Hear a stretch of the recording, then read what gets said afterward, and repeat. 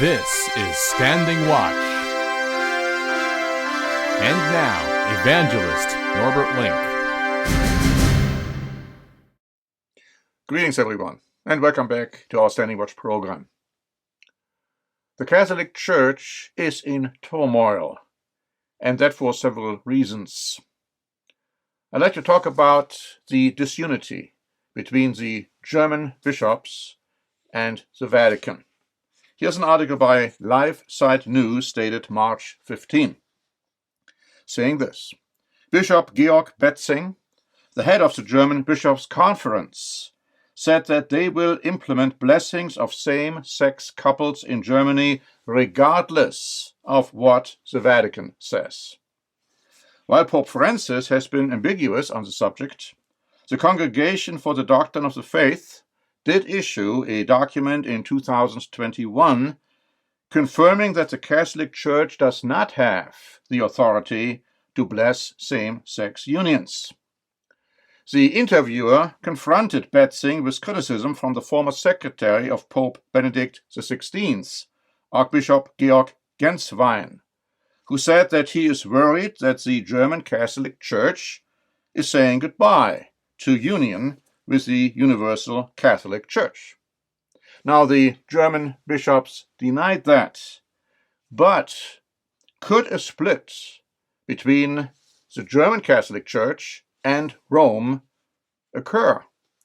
Because, my friends, this has happened in the past. We had at one time two popes all claiming to be the Pope, living all together at the same time, and at one time we even had three popes living together at the same time, all claiming to be the rightful Pope. So it obviously is an issue of concern within the Catholic Church.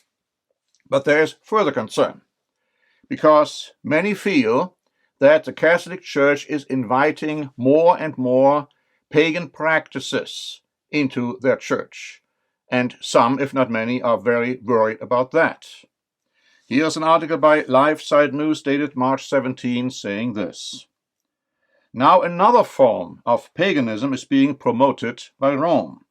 The ancient Mayan religion is permeated by polytheism, which is the earth, the sun, the moon, and animals are all regarded as being gods, by animism, that's the belief that objects and creatures have a soul, and by the belief in communication with one's ancestors and even worshipping them. Many of these idolatrous elements will be included in a new mass rite over there where the Mayan religion is being still believed in. The revival of Mayan practices and symbols is seen as a return to pre-Columbian traditions, that is, pre-Christian. But for some theologians, there is no real contradiction between these two religions. We call that Syncretism. The article goes on to say, very important to these practices is the Mayan altar, an altar that is dedicated to the gods and beliefs of the Mayan religion. Pine needles are placed around the altar.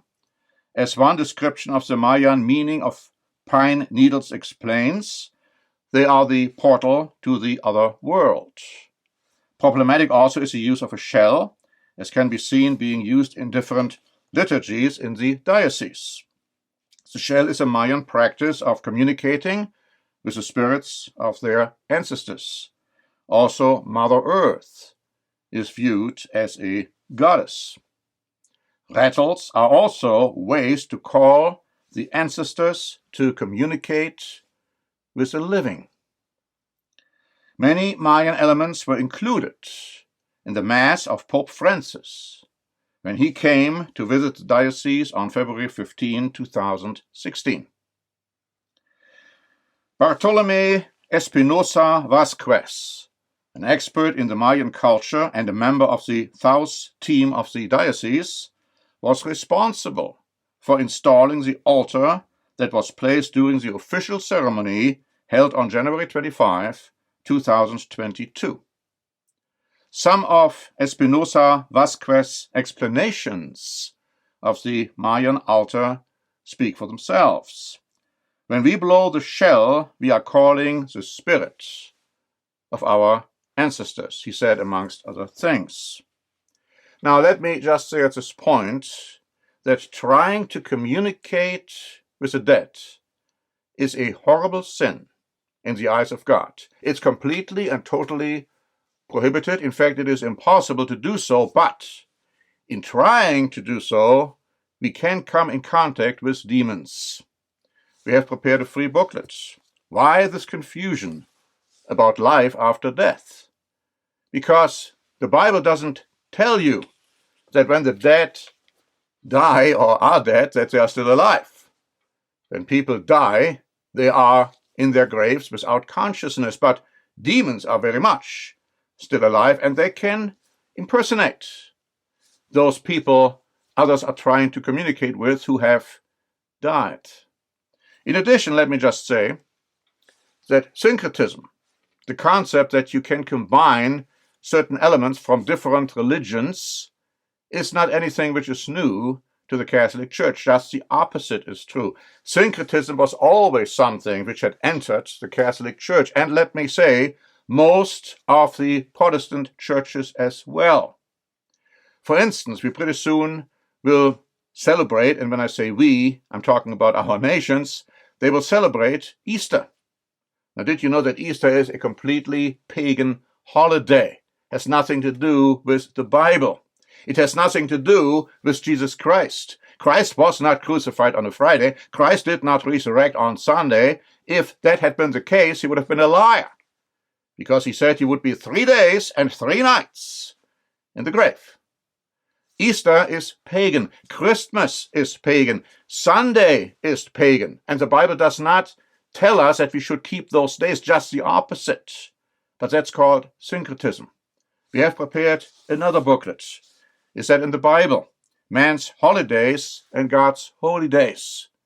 This booklet goes into the origin of Christmas, into the origin of Easter, Good Friday, Easter Sunday. It explains to you from the Bible who the real Jesus Christ was, whom we have to believe in.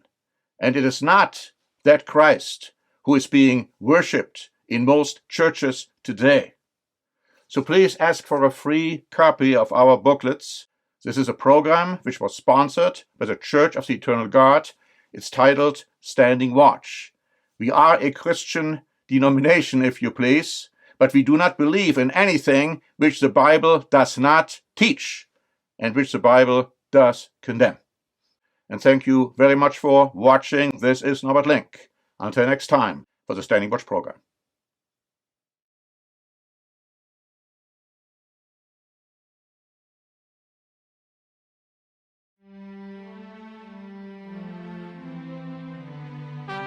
Standing Watch is a presentation by the Church of the Eternal God, P.O. Box 270519, San Diego, California 92198. More information is also available at our website, eternalgod.org.